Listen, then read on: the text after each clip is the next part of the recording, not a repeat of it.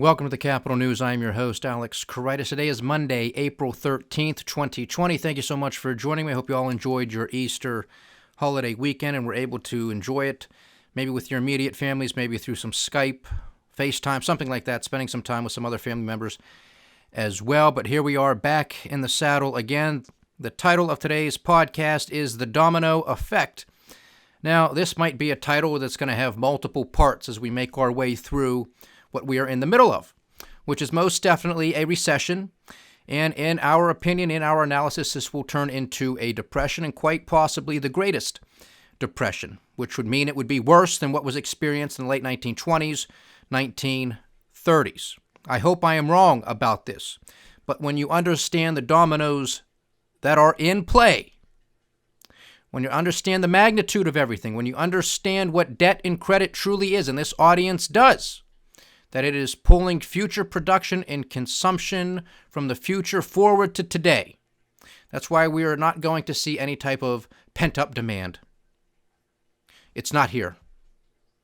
That's why we're going through this right now. I mean, we have some interesting statistics, from Deutsche Bank, putting out some interesting numbers in regards to U.S. jobless claims, what happened over the past, quote-unquote, 10-year-plus recovery or expansion phase, which of course was the longest in U.S. history. It was also the weakest, but it was the longest. So we're going to put some of that into perspective because we're obviously going to get initial jobless claims for last week, this Thursday. And if it's a continuation of what we have been seeing, well, strap yourselves in because it's probably going to be another 6 million, maybe more. And according to Deutsche Bank, it could be a little bit more, which is not good news at all. We spoke last week about OPEC Plus, and of course there was some more news over this weekend, and Thunder Thumbs, the president, was talking about it, praising President Putin, praising the Crown Prince of Saudi Arabia. Thank you so much for doing this. You saved countless jobs. Of course, a lot of these jobs have already been gone in the oil shale play here in the United States, and it's going to be a continuation thereof because our analysis of this has been spot on, and it has been for months. You can cut 10 million barrels a day, which is what they're doing about that, which is also representative of about 10% of oil production, global oil production. And now out of nowhere, Thunder Thumbs is talking about, well, yeah, congratulations, good job on the 10 million. I think they're going to do more. I think they're going to double it. I think they're going to go to 20 million barrels a day. A day. I mean, what is the president talking about here? What does he actually want to happen? Again, I guess it depends which way the wind's blowing. Because sometimes lower energy prices are better for America, and then sometimes now they got to be higher.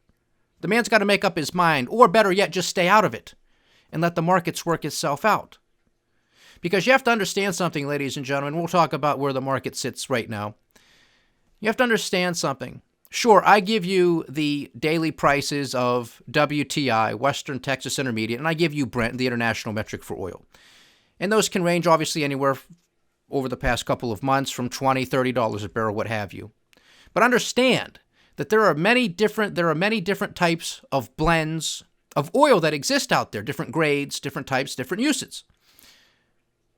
Some of those are selling for less than what I quote you, whether that be $20 a barrel, $30 a barrel. Some of that is quoted for less. Some of that is sold for less. And I've come across some interesting articles where there's some players here in the United States. There's no bid. It doesn't matter what they're selling it for or what they're willing to sell it for. There is no bid. There is no buyer. There is no demand. I don't know how many times I have to say it here. They can cut as much oil as they want. It's not going to make a difference. There is no demand. And we are so awash in oil and gas, it's not even funny. They're running out of storage. You have oil tankers out at sea that are filled to capacity. They're just sitting there for storage purposes. They're not going anywhere. Why? Because there's no demand.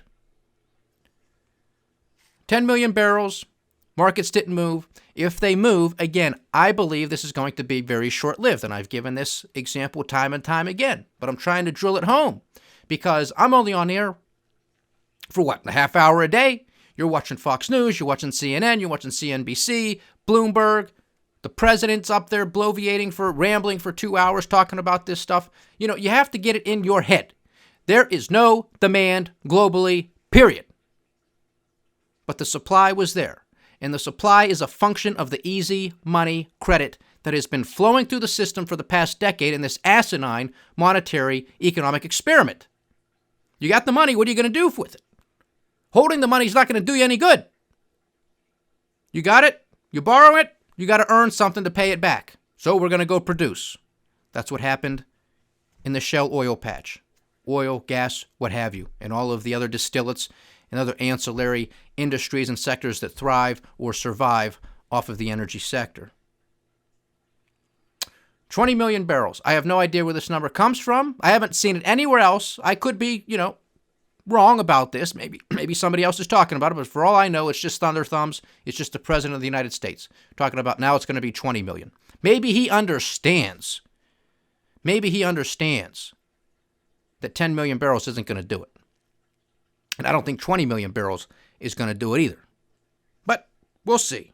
We have a government watchdog group projecting that the fiscal year for 2020, obviously the year that we are in, which fiscal year will expire at the end of September, the deficit is projected, according to them, is going to hit $3.8 trillion. $3.8 trillion.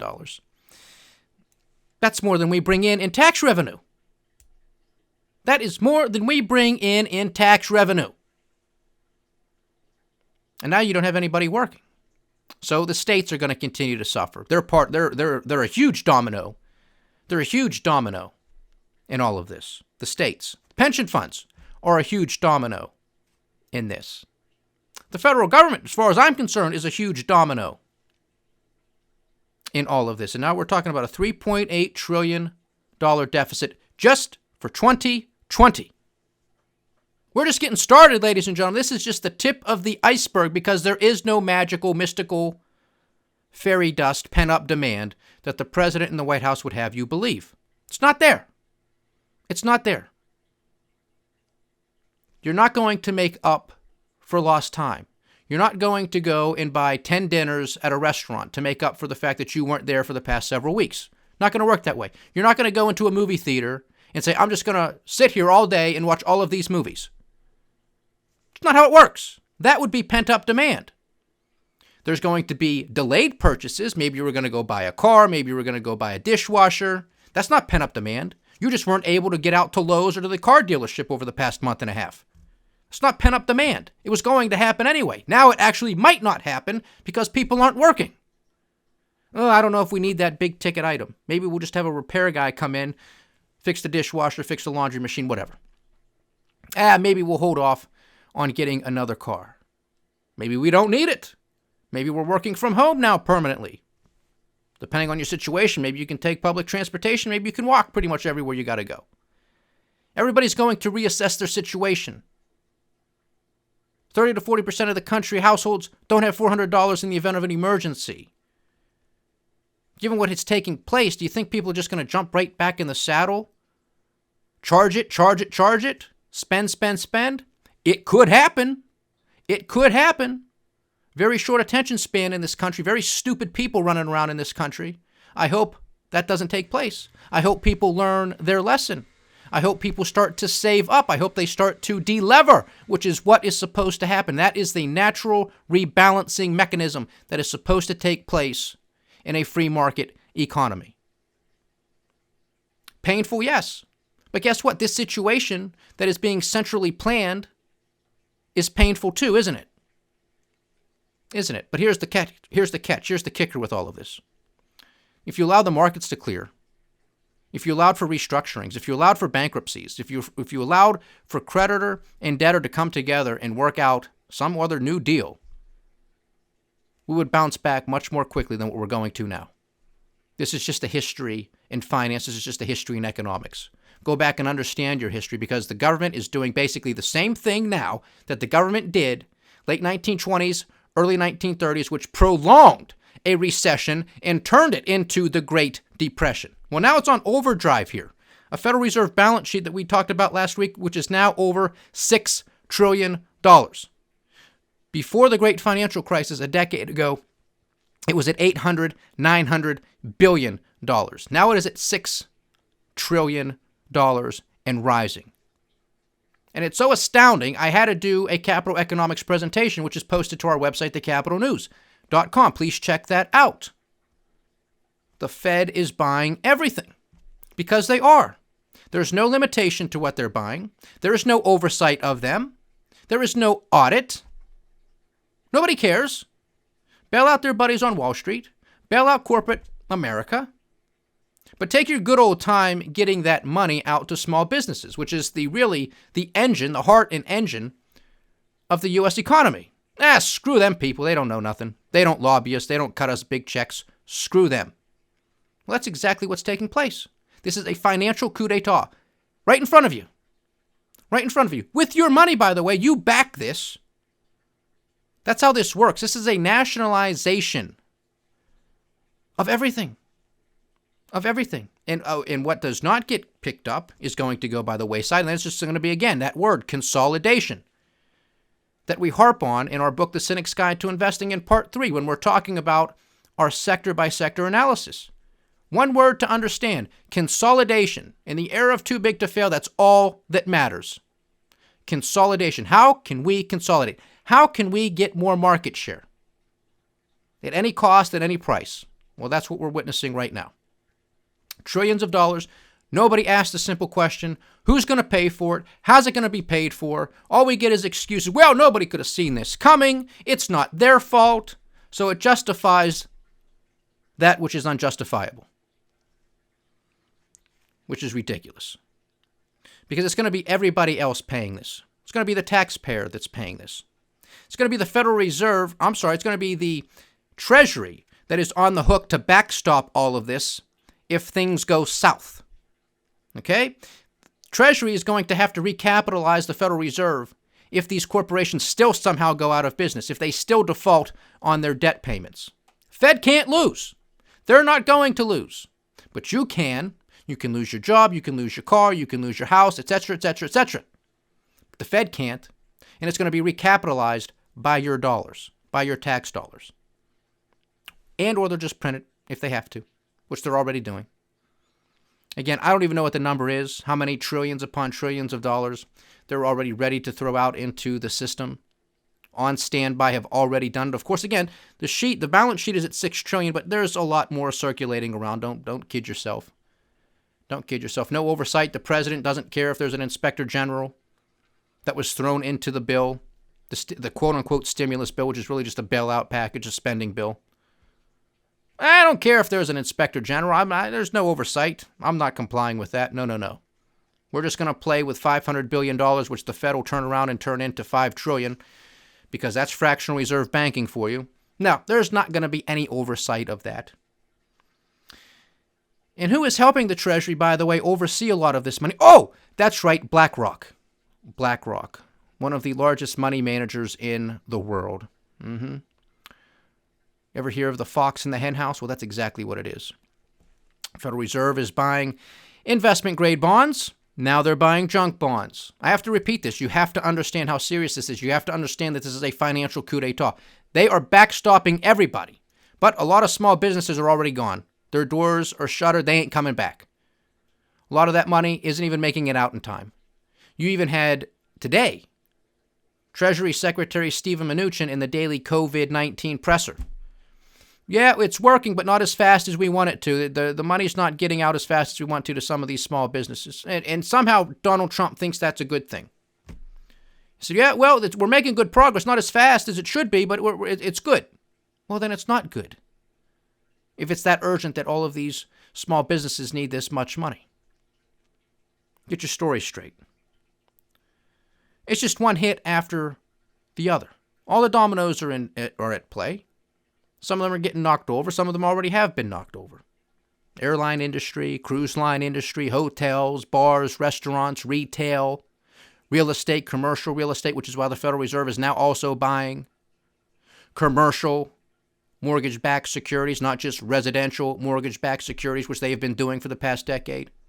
Treasuries, there are no buyers for U.S. Treasuries except for the Federal Reserve. If there was, the Federal Reserve wouldn't have to step into the degree in which they are.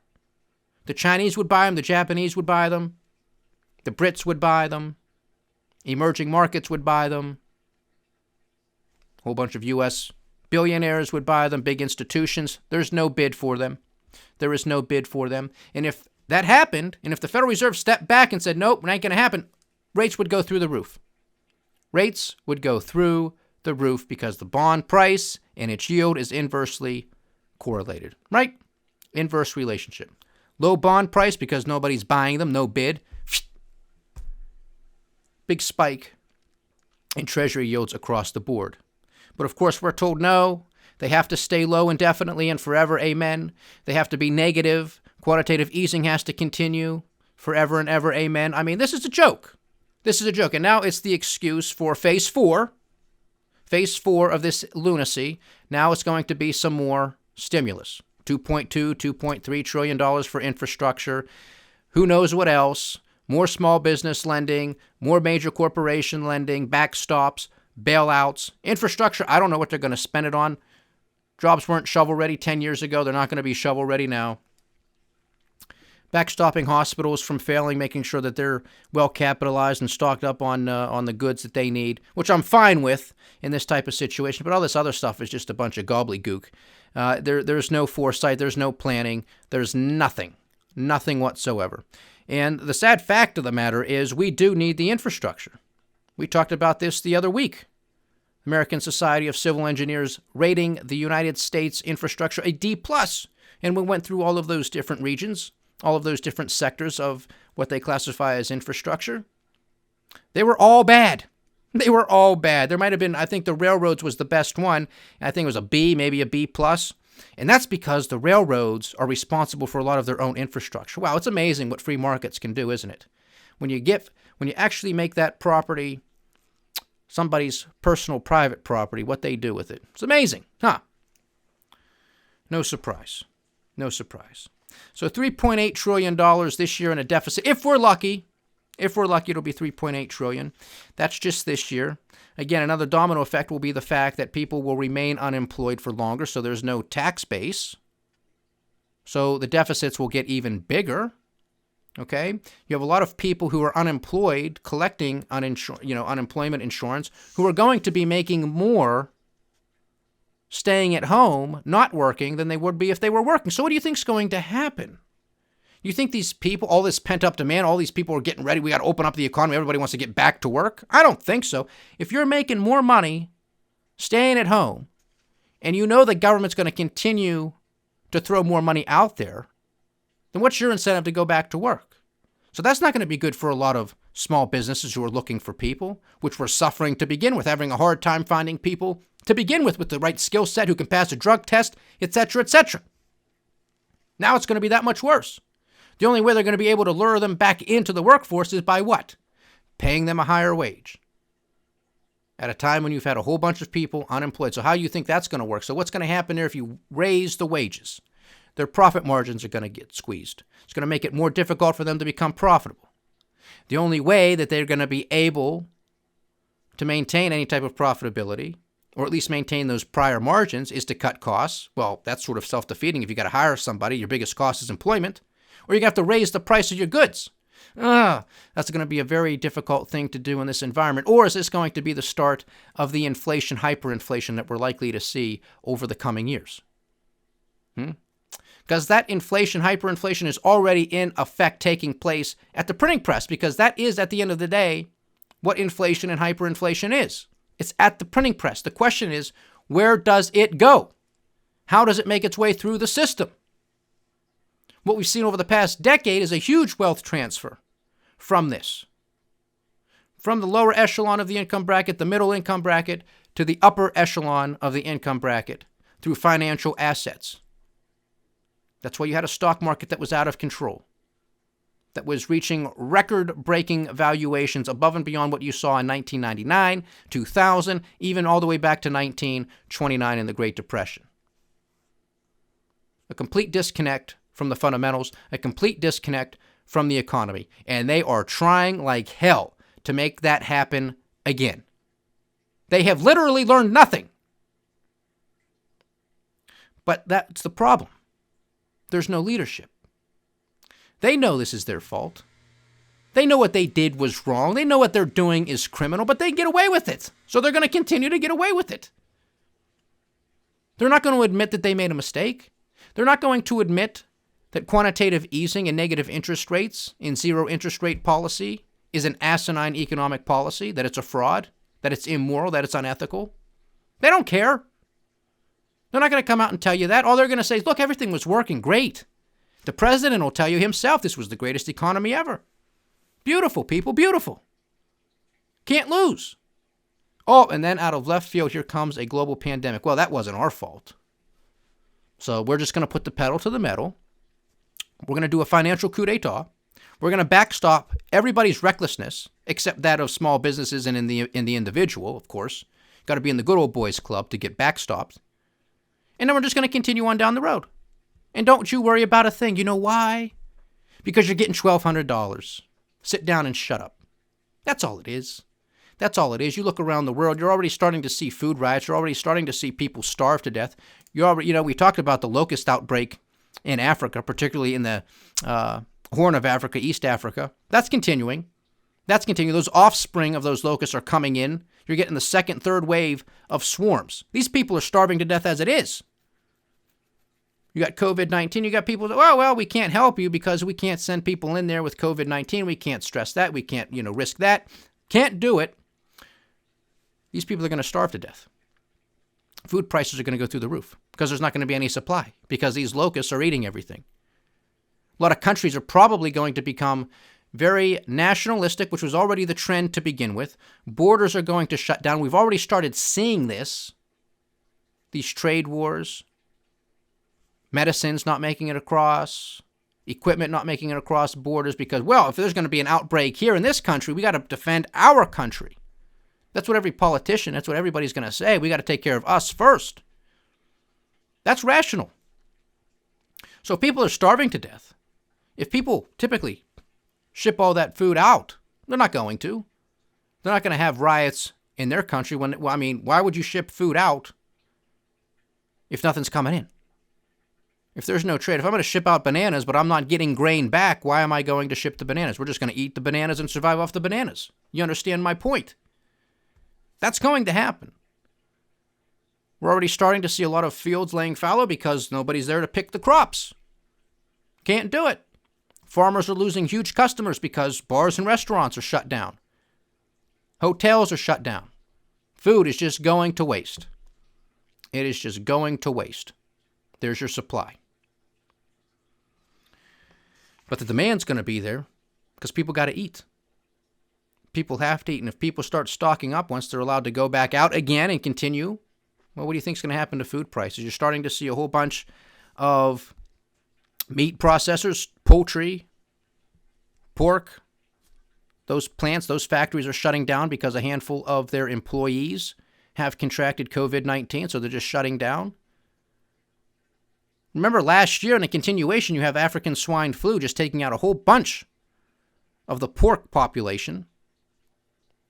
And pork is a huge staple of the Chinese diet. So their food prices have been skyrocketing to begin with. Now it's just a continuation thereof. This is the domino effect, ladies and gentlemen. This is the domino effect. And more articles I'm seeing come across my Twitter feed and everywhere else that I look. Real estate, real estate, real estate. What have we been saying here since this podcast has been online? It's going to be a top-down, bottom-up squeeze when it comes to real estate. You now have J.P. Morgan adjusting qualifications to buy a home. 20% down, which nobody has, and a 700 FICO score, which a lot of people have a 700 FICO score. 20% down? No, nobody has 20% down. Not in the vast majority of this country and a lot of these real estate markets where prices have been to the moon to begin with. Okay, why? Because of easy money. It's where it flows. It's where it finds itself. Okay? It's very easy to understand this. This is a bubble. And if you understand Austrian economics, which unfortunately most people don't because most people have never even heard of it, if you understood it, you could have seen this coming from a mile away. A mile away. Which is why this was discussed in our book, The Cynic's Guide to Investing, that was published in 2015. That's why I've been discussing this since this podcast has been online since last February. And those who know me well know I've been talking about this long before 2015 too. Why? Because you understand what credit and debt is. And when you understand and you're not lying to yourself that this is not a free market capitalistic society, then you start to put the puzzle pieces together very, very quickly. The question becomes one of timing, which is incredibly difficult because there are more idiots out there than there are rational actors, and you just got to sit back and be prepared. That's why I say stay vigilant and stay diversified, because you can't time this stuff. You can't. You can get close, you can get prepared, you can do a whole bunch of things with your investments, but timing it to the day, to the hour ain't going to happen.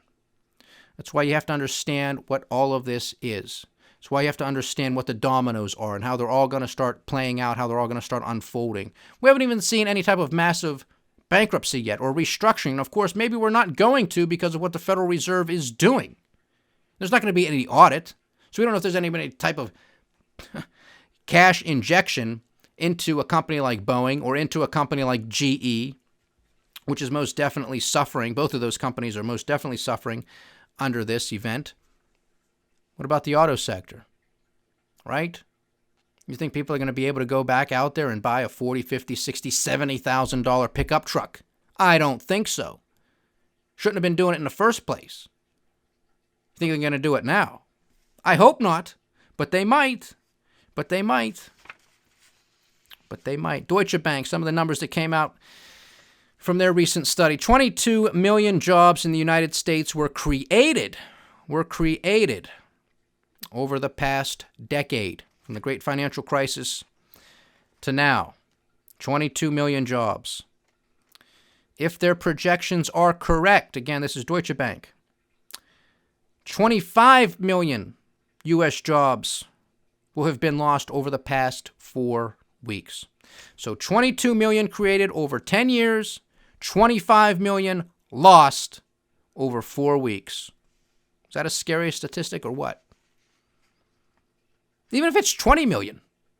I mean, that's ridiculous, but that's completely predictable. If you understand these cycles, if you understand Austrian economics, if you understand these bubbles. Because these jobs would not have existed if it wasn't for all of this funny money. If it wasn't for all of pulling all of this forward, consumption and production forward to today. That's what we've witnessed. That's why I am saying this is not going to be an easy fix. That is why this is going to take, even if it was a free market, this is going to take years to resolve itself. That's how much waste is in this system. Because if this was a solid foundation, you wouldn't see something like this. 22 million over 10 years, 25 million lost in 4 weeks. That's a weak foundation. There is no foundation. That's what we are witnessing right now. It is in your face. And these politicians and central bankers have one hell of a convenient excuse on a global pandemic that shuts the economy down for 1 month, 2 months, and that's it.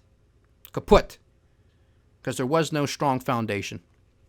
It's a house of cards built on a foundation of sand. And the sooner you come to that realization, the sooner you can start putting the pieces back together, and the sooner we can start solving these problems. Which isn't happening, by the way, because it's more of the same BS. It's more money printing. And again, check out our website, The Capital News, and go onto our videos, and check out the Fed is buying everything. That graph is vertical.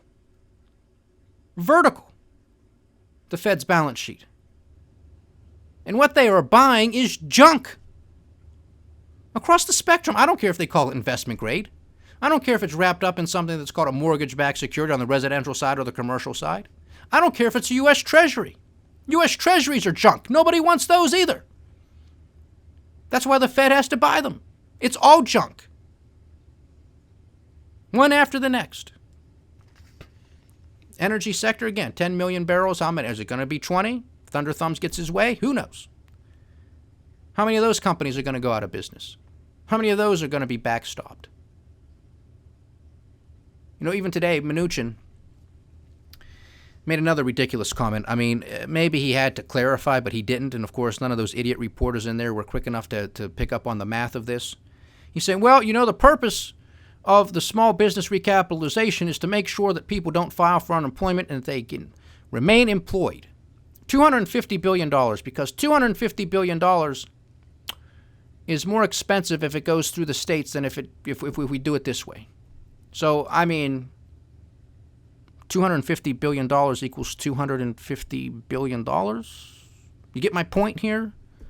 Why wasn't he asked, what do you mean by that? I mean, maybe he's talking about some of the regulatory hurdles that can slow things down. I don't know. He needs to clarify. The question needs to be asked. Because he made it seem, well, if we put $250 billion in bucket A, it's cheaper than if we put $250 billion in bucket B. Well, no, it's the same. It's an outflow, unless you're talking about something else. So he needs to clarify that. But these are the people who are running the show. Okay? And did you see the President's Economic Council, who is going to, I guess, advise him as to when it's proper to open up our economy? It's not his job to close it, not his job to open it. Not any governor's job to close it or open it either. Okay? This is control, people. This is control. You're going to wait from central casting. You're going to wait for the central planners to come out and tell you what you can do when you can do it. This country is gone. It is gone. You understand me? Here are the people on his council. Jared Kushner, his son-in-law. Ivanka Trump, his daughter. Larry Kudlow, yeah. Lighthizer, trade delegate. Wilbur Ross, if they can wake him up. I don't know, he might be taking a nap.